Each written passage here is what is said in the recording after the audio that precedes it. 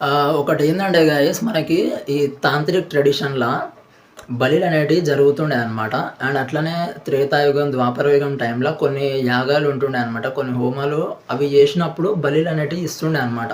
మనకి అశ్వమేధ యాగం గాని, లేకపోతే గోమేధ యాగము ఇట్లాంటి కొన్ని యాగాలకి బలులనేటివి ఇస్తుండే. కాకపోతే ఇట్లా ఎవరైనా బలి ఇస్తున్నారు అంటే ఒక గురువుని దగ్గర పెట్టుకొని ప్రాపర్ గైడెన్స్ తోటి దానికి కొన్ని రూల్స్ అండ్ రెగ్యులేషన్స్ ఉంటాయి. సో, అవి మెయింటైన్ జేసి గురువు గైడెన్స్ లేనిదే అసలు ఎవ్వరు బలులనేటివి ఇయ్యకపోతుండే. అండ్ ఇంకొకటేందంటే ఇవి రాజులు మాత్రం జేస్తుండే అనమాట. క్షత్రియులు ఉన్న వాళ్ళు మాత్రం బలులిస్తుండే. అది గూడా ఎవరైతే ఇప్పుడు ఒక యానిమల్‌ని బలిస్తుర్రో వాళ్ళేం జేస్తారంటే దానికి ఇమ్మీడియేట్‌గా మళ్ళీ ఒక నెక్స్ట్ బర్త్ ఇస్తుండే అనమాట. నెక్స్ట్ బర్త్ అన్న ఇస్తుండే, లేకపోతే దానికి లిబరేషన్ ఇస్తుండే, మోక్షాన్ని ప్రసాదించేస్తుండే. సో, అట్లాంటి కేపబిలిటీ ఉన్న పర్సన్ మాత్రమే బలి ఇస్తుండే ఆ కాలంలల్ల. బట్ వ్యాస మహర్షి ఏం చేసిండంటే కలియుగానికొచ్చేసరికి మాత్రము దీన్ని నిషేధించేసిండు కంప్లీట్‌లీ. సో, కలియుగానికి మాత్రం అసలు బలులనేటివి ఇయ్యొద్దనమాట. సో, మనకి వేదాలల్ల ఇది మెన్షన్ జేషుంది.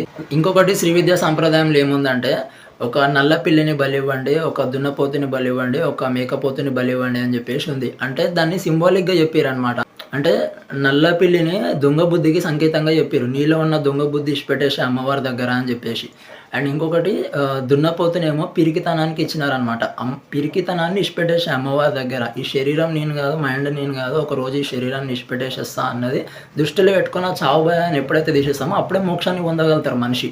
సో, ఆ పిరికితనాన్ని అమ్మవారి దగ్గర ఇడిచిపెట్టేసేయి అని జెప్పినారు.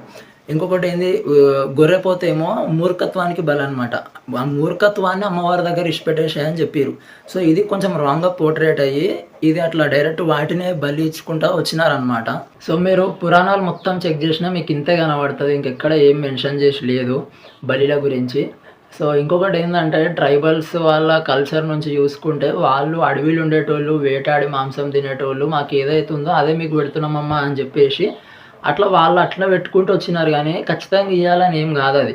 సో, నేను అసలు ఈ బలియడం అన్న దాని మీదనే ఇంత స్టాండ్ తీసుకొని ఎందుకు చెప్తున్నా ఇంతగనం అంటే, ఇప్పుడు పబ్లిక్‌లో అందరికి అసలు ఎట్లా పడిపోయిందంటే, ఇది ఖచ్చితంగా చెయ్యాలి. చేయకపోతే మనకేమన్నా చెడు జరుగుతదేమో అన్న భయాలెక్కువున్నాయి చాలా మందికసలు. ఇట్లాంటి భయంతోటి ఇప్పుడు నవరాత్రులు రాగానే, దసరా రాగానే బోనాలకి అసలు పని గట్టుకొని పోయి కొయ్యడము, బలులియ్యడము, కోళ్ళను కొయ్యాలి, మేకను కొయ్యాలి అన్నట్టు ఇట్లా తయారైపోయారు పబ్లికు. సో, దీనివల్ల అంటే ఈ టైంలలో ఏమైతుందంటే చాలా లార్జ్ స్కేల్‌లా బలులు జరుగుతున్నాయి గదా!